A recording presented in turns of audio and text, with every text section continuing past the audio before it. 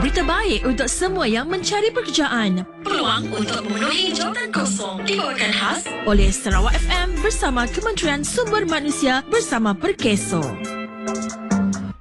Di Kuching Smart Grid, Sdn Bhd Kuching mempelawa penduduk tempatan untuk mengisi satu kekosongan sebagai pekerja am dalam sektor pembuatan konkrit di Kuching, gaji RM1,500 sebulan. Asia Ecofish Kuching mempelawa penduduk tempatan untuk mengisi 20 kekosongan sebagai pekerja am dalam sektor peternakan ikan di Kuching, gaji RM57.69 sehari. LCS Metal Works Sdn Bhd Kuching mempelawa penduduk tempatan untuk mengisi 5 kekosongan sebagai pekerja am dalam sektor pembuatan keluli di Kuching, gaji RM58 sehari. Jun Wong Construction Kuching mempelawa penduduk tempatan untuk mengisi 10 kekosongan sebagai pekerja am dalam sektor pembinaan di Kota Semarahan, gaji RM1,500 sebulan. Si Lian Huat Ice Cream Sdn Bhd Kuching mempelawa penduduk tempatan untuk mengisi 20 kekosongan sebagai pekerja am dalam sektor pembuatan ais krim di Kuching, gaji RM1,500 sebulan. Small Happy Feeds Sdn Bhd Kuching mempelawa penduduk tempatan untuk mengisi 15 kekosongan sebagai ahli terapi dalam sektor perkhidmatan refleksologi di Kuching, gaji RM1,700 sebulan. How Asa Contracts Sdn Bhd Kuching mempelawa penduduk tempatan untuk mengisi 100 kekosongan sebagai pekerja am dalam sektor pembinaan di Sirian, gaji RM1,500 sebulan. Hartanah Construction and Development Sdn Bhd Kuching mempelawa penduduk tempatan untuk mengisi 80 kekosongan sebagai pekerja am dalam sektor pembinaan di Kuching, gaji RM1,500 sebulan.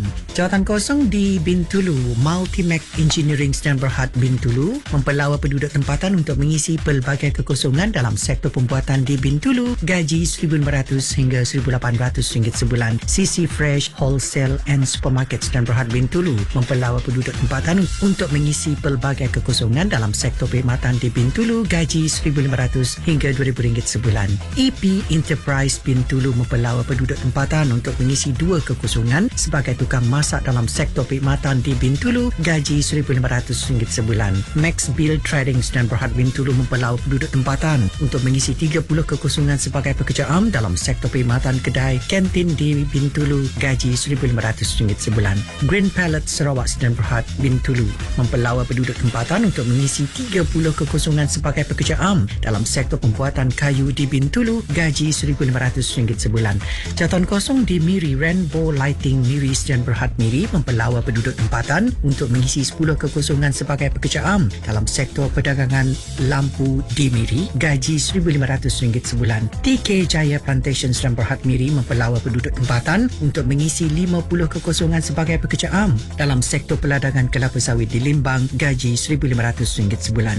CCK Fresh Mart Sdn Bhd Miri mempelawa penduduk tempatan untuk mengisi 20 kekosongan sebagai pekerja am dalam sektor perkhidmatan dan pemborongan makanan sejuk beku di Miri, gaji RM1,500 sebulan. Ferry Park Design Miri Sdn Bhd Miri mempelawa penduduk tempatan untuk mengisi 40 kekosongan sebagai pekerja am dalam sektor perkhidmatan di Miri, gaji RM1,500 sebulan. Union Air Conditioning and Refrigeration Sdn Bhd Miri mempelawa penduduk tempatan untuk mengisi 5 kekosongan sebagai penyelaras projek dan pemasang dalam sektor perkhidmatan di Miri, gaji RM2,000 sebulan. LD Welding Sdn Bhd Miri mempelawa penduduk tempatan untuk mengisi 10 kekosongan sebagai juruteknik dalam sektor perkhidmatan di Miri, gaji RM1,800 sebulan. Untuk maklumat lanjut, sila hubungi pejabat Perkeso yang terdekat atau mendaftar di portal pekerjaan Kementerian Sumber Manusia di bawah salian Perkeso, iaitu My Future Jobs.